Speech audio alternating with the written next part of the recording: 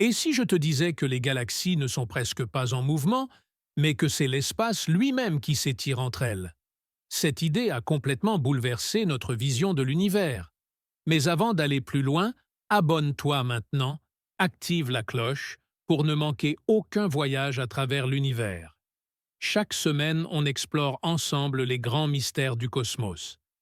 Alors reste bien jusqu'à la fin, parce que ce que les physiciens ont découvert récemment est encore plus déroutant que l'expansion elle-même. Prêt? On y va. Quand on parle de l'expansion de l'univers, trois questions reviennent toujours. Est-ce que l'univers a vraiment une histoire? Est-ce que les galaxies sont en train de fuir dans l'espace? Et surtout, est-ce que cette expansion pourrait ne jamais s'arrêter? Dans cette vidéo, on va voir pourquoi l'expansion de l'univers n'est pas du tout ce que tu imagines. Comment des physiciens ont compris l'invisible à partir de simples points lumineux dans le ciel? Et pourquoi, aujourd'hui encore, le moteur de l'univers reste un mystère total? Pendant des milliers d'années, l'univers n'a pas été étudié. Il a été raconté. Toutes les civilisations humaines, qu'elles soient puissantes ou isolées, ont inventé des récits pour expliquer le monde. Ces récits racontaient l'histoire des choses dans le monde, mais pas l'histoire du monde lui-même. Même pour les scientifiques, pendant très longtemps, l'univers était vu comme un décor immobile, un immense théâtre figé, dans lequel les étoiles naissaient, évoluaient et mouraient. Dire que les étoiles ont une histoire, ça ne veut pas dire que l'univers en a une. Et ce saut conceptuel, personne ne pouvait encore le faire. Au début du XXe siècle, une idée radicale apparaît. Et si l'univers n'était pas seulement l'ensemble des objets qu'il contient, mais une chose à part entière? L'univers devient alors un cadre, un contenant.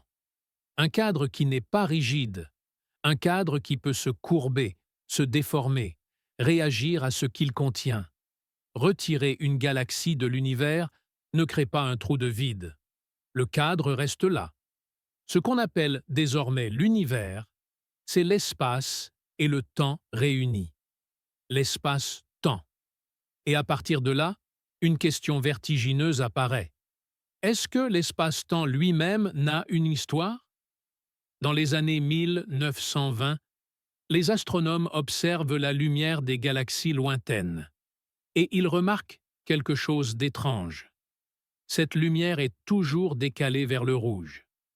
Première interprétation. Les galaxies sont en train de s'éloigner de nous, dans un espace immobile. Mais en relisant ces observations à la lumière des nouvelles théories, une autre idée apparaît. Et si les galaxies ne bougeaient presque pas? Et si ce qui changeait réellement, ce n'était pas leur position, mais la distance entre elles? Autrement dit, ce n'est pas les galaxies qui fuient dans l'espace, c'est l'espace lui-même qui se dilate entre elles. C'est ça, l'expansion de l'univers. Une dilatation de l'espace-temps lui-même. On pourrait croire que l'histoire s'arrête là.